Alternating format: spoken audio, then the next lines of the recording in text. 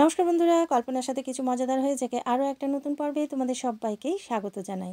আজকে আমি ব্রেকফাস্ট স্পেশালের দারুণ একটা রেসিপি তোমাদের সঙ্গে শেয়ার করব। এটা হলো দই ওটস। যারা ডায়েট করছো তাদের জন্য কিন্তু দারুণ একটা এটা রেসিপি। বাড়িতে অবশ্যই ট্রাই করে দেখবে। ওটস থেকে আমরা প্রচুর পরিমাণে ভিটামিন আর মিনারেলস পেয়ে থাকি, আর ছোট থেকে বড় প্রত্যেকেই কিন্তু এই দই ওটসটা খেতে পারো। খেতে কিন্তু দুর্দান্ত লাগে। তাহলে চলো রেসিপিটা বানানো আমরা শুরু করে দিই। এখানে একটা প্যানের মধ্যে আমি নিয়েছি হাফ কাপ ওটস। এই ওটসটাকে আমি 1 থেকে 2 মিনিট একটু ভেজে নেব। এতে কী হয়, ওটসের যে কাঁচা গন্ধটা থাকে সেটা চলে যাবে।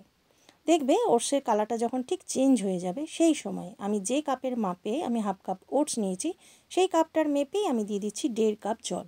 এখানে জলটা একটু বেশি দিতে হবে, কারণ ওটস ঠান্ডা হলে একটু গাঢ় হয়ে যায়। এখন এর মধ্যে অল্প নুন দিয়ে দিলাম, আর নুন দিয়ে খুব ভালো করে সমস্ত কিছু মিশিয়ে এটাকে 2 থেকে 3 মিনিটের জন্য মিডিয়াম ফ্লেমে ভালো করে সেদ্ধ করে নিতে হবে।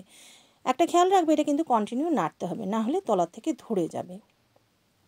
2 থেকে 3 মিনিট হয়ে যাওয়ার পর দেখো বন্ধুরা, এখানে ওটসটা পুরোপুরি সেদ্ধ হয়ে গেছে।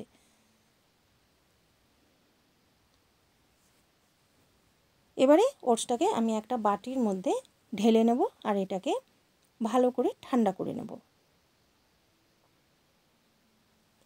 যতক্ষণে ওটসটা ঠান্ডা হচ্ছে, তো আমি একটা তড়কা প্যান বসিয়ে দিয়েছি। তার মধ্যে দিয়ে দিলাম 1 চামচ সাদা তেল। এর মধ্যে এবারে দিয়ে দিচ্ছি একটু ছোলার ডাল, একটু জোয়ান আর অল্প সর্ষে। এটা যখন একটু ভাজা হয়ে যাবে, তখন দিয়ে দিচ্ছি ঝালের জন্য একটুখানি কাঁচা লঙ্কা কুচি, আর দিয়ে দিলাম কতটা কারি পাতা, কয়েকটাই কারি পাতা আছে। এবার আমি গ্যাসটা বন্ধ করে দিচ্ছি। গ্যাস বন্ধ থাকা অবস্থাতেই দিয়ে দিলাম সামান্য সাদা তিল আর কয়েকটা কাজু, কারণ এখানে যে তেলটা গরম আছে তাতেই কাজু আর তিলটাও সবগুলোই ভালো করে ভাজা হয়ে যাবে। এটাকে ভালো করে নাড়াচাড়া করে নিলাম। এদিকে ওটসটাও ভালো মতো ঠান্ডা হয়ে গেছে। দেখো পুরোপুরি ঠান্ডা হয়ে গেছে, আর ওটসটা কিন্তু বেশ গাঢ় হয়ে গেছে। আমি এখানে হাফ কাপ ওটস ব্যবহার করেছি, আর হাফ কাপ পরিমাণে নিয়ে নিলাম টক দই। দইটাকে আগে থেকে ভালো করে ফেটিয়ে নিয়েছি, আর দিয়ে দিচ্ছি অল্প নুন। নুনটা একটু খেয়াল রাখবে, আমরা কিন্তু ওটস সেদ্ধর সময় নুন দিয়েছি। এরপর এর মধ্যে দিয়ে দিচ্ছি সামান্য একটু চিনি। এটা একটু স্বাদের ব্যালেন্স করবে। যারা ডায়েট করছো তারা এখানে একটুখানি গুড় বা অল্পখানি মিছরিও ব্যবহার করতে পারো। এরপর আমি এর মধ্যে দিয়ে দিলাম কিছুটা পরিমাণ শশা কুচি। এখানে তোমরা তোমাদের পছন্দ মতো সবজিও অ্যাড করতে পারো, যে কোনো ধরনের, গাজর বলো, ফুলকপি বলো, এগুলোকে হালকা বয়েল করে এর মধ্যে মিশিয়ে নিতে পারো। এরপর এর মধ্যে দিয়ে দিচ্ছি অল্প ধনেপাতা, আর যে আমি তরকাটা লাগালাম সেই তরকাটাও এর মধ্যে দিয়ে দিচ্ছি। আর বন্ধুরা, তোমাদেরকে বলা হয়নি, এর মধ্যে আমি সামান্য একটু গোলমরিচ গুঁড়োও দিয়েছি। এবারে আমি এটাকে একটা সার্ভিং বোলের মধ্যে সার্ভ করে দিচ্ছি। এটা তোমরা বন্ধুরা বাড়িতে অবশ্যই একবার ট্রাই করে দেখবে। ছোট থেকে বড় সকলের জন্যই এটা একটা স্বাস্থ্যকর রেসিপি। খেতে কিন্তু ভীষণই ভালো হয়।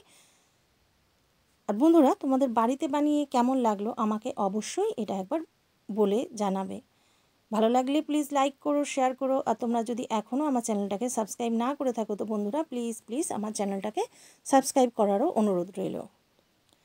আর এটা ব্রেকফাস্টে বলো বা ডিনারের জন্য দারুণ একটা রেসিপি। তো বন্ধুরা, আজকের মতো আসছি। নেক্সট ভিডিওতে আরও একটা রেসিপির সঙ্গে দেখা হবে। Bye bye.